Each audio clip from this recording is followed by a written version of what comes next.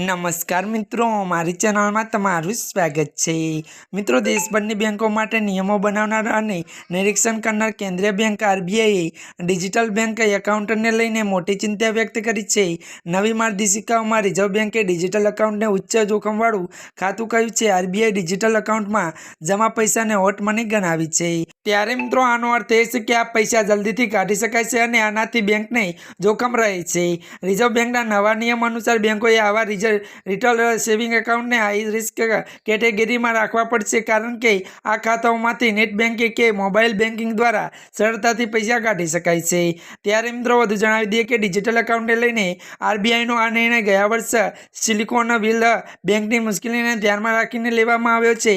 આ બેંકની આર્થિક સ્થિતિ ખરાબ થવાની જાણકારી મળતા જ લોકોએ થોડા કલાકોમાં ડિજિટલ મોડની તેમના પૈસા કાઢી લીધા હતા। ત્યારે મિત્રો, આજના માટે આટલું જ। અમારી ચેનલમાં નવા હોય તો અમારી ચેનલને મિત્રો લાઇક, શેર અને સબસ્ક્રાઈબ કરી દેજો। ધન્યવાદ।